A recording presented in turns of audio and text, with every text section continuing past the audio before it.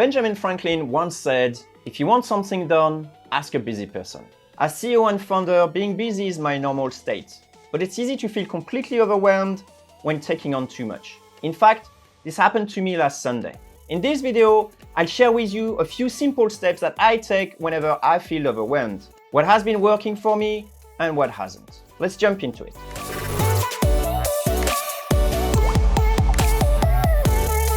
If you're new here, I'm Jeremy Chatelain, founder of QuickMail, a tool that helps you start more conversations by email, which you can check out at quickmail.io. I produce a video every week about business to help you be more successful as an entrepreneur. So if you want clear and actionable business advice, consider subscribing. It's free and you can always change your mind. Last Sunday evening, I felt completely overwhelmed. I just worked 5 hours on bookkeeping and I still had many open items that I didn't manage to finish during the week.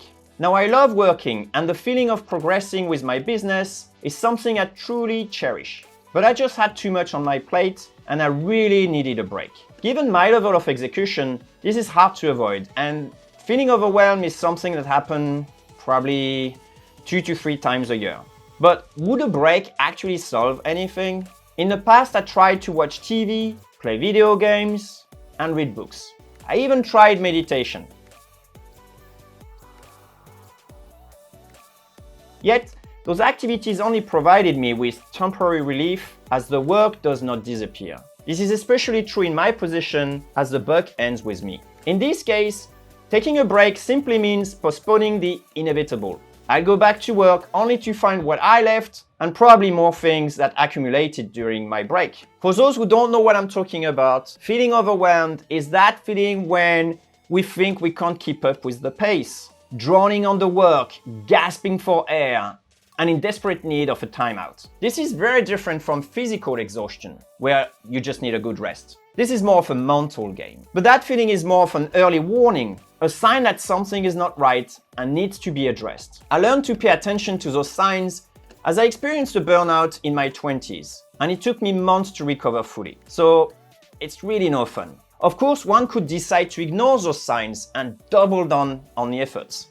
And sometimes it works. If you have a deadline, for example, then there is a clear limit on the time effort. As long as you can see the light outside of the tunnel, hope may actually balance those feelings. A good example will be studying many subjects before a big exam. So sometimes you just need to push through and things will get better after the deadline. In December 2019, I totally mismanaged a massive change in our product and I had to migrate all the accounts. Plus the process was really slow. I worked a minimum of 18 hours each day of the week, including weekends, for the last 15 days of the year. I kid you not, I slept in my office, which is right here, despite my bed being just upstairs, as I needed to keep an eye on all my running scripts and rerun them should they fail. So I often woke up during the night to quickly check their status. I barely took a couple of hours to celebrate Christmas on the 25th with my family. This was an incredibly hard time, as I reached my maximum capacity.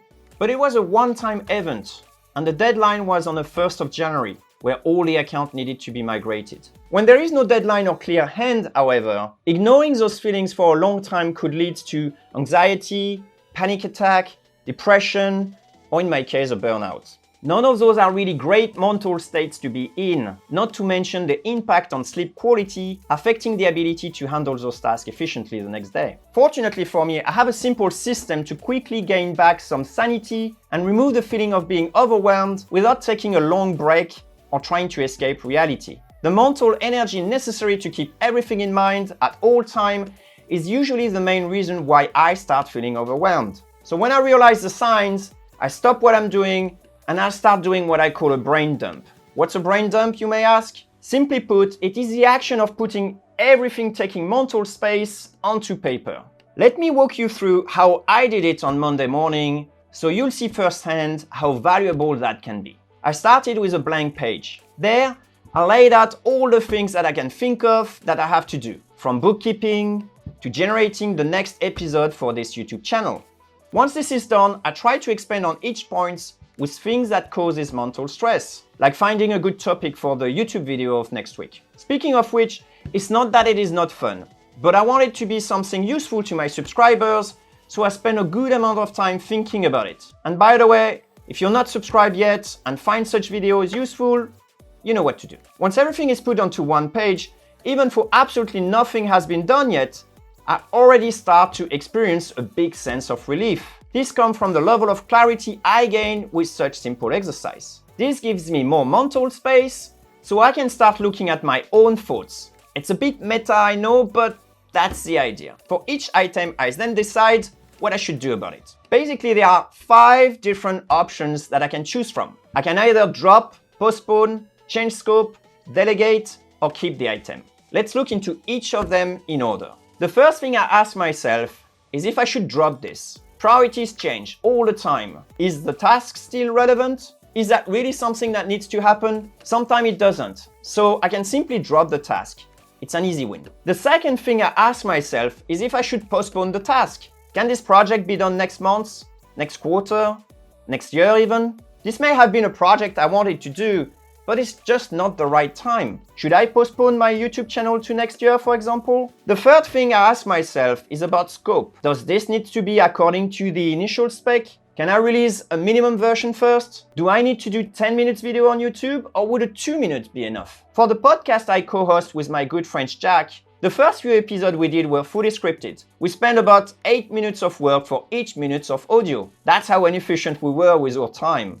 And so we came up with the idea of only spending 10 minutes thinking about the points we wanted to bring, then hit record and share them. This worked incredibly well, and today we are close to 200 episodes. It just takes 2 hours each week with no stress on my part. That's a big win. For my YouTube channel, I currently spend about 50 minutes of work for each minute of video you watch. Clearly, there is room for improvement here. So thumbs up if you like the video. The fourth and fifth options are delegate or keep. And I like to see them both together, so keeping things unchanged is not the default remaining option. I aim to keep as little as possible, ideally focusing my energy on just 1 or 2 things at max. To delegate, I ask myself this question: would it be okay to have this item done but only satisfy me at 80%? In other words, does this item absolutely need to be perfect to my liking? If 80% is enough, then I can delegate it to another busy person. And of course, I'll send them the link to this video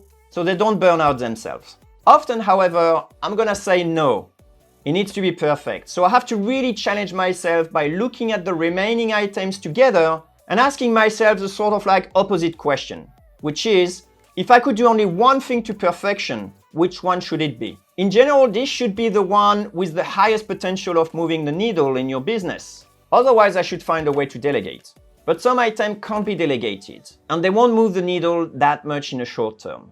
Like making this YouTube video. So this will be a test of commitment. I asked myself if I should drop this channel, pause it for a week, make some less polished videos, or really go at it.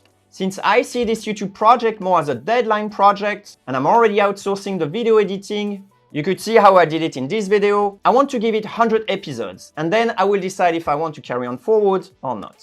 An interesting variation of keeping is to time box the task. For example, I could decide to put a time limit on the task so it doesn't consume all my time. If the activity does not generate bottlenecks, this could be a reasonable strategy, but I need to make sure it won't be mentally taxing.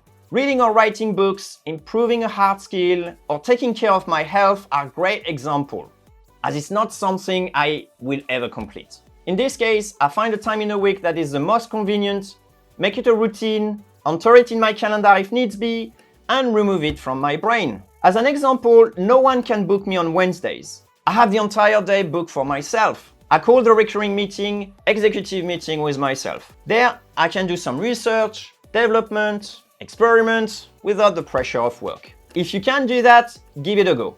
You don't need to take the full day, but there are certainly a few spots in your calendar that you can claim. Even as employees, I remember calling them focus times. At this stage, if you follow what I did, your motivation should be renewed and you should not feel overwhelmed anymore. You gain full visibility on everything you need to do and design a plan of action to tackle all your tasks. Now, one common pitfall, however, is to avoid feeling free times as soon as you have some. After successfully delegating tasks, I often find myself with some free time. And of course, I use it to launch new initiatives. and it doesn't take long until I realize that I took on too much. If that's the case, go through the exercise again and decide if you need to drop, postpone, change scope, delegate, or keep the task. So that's it for today. Thumbs up if this video has been useful, and I'll see you next time.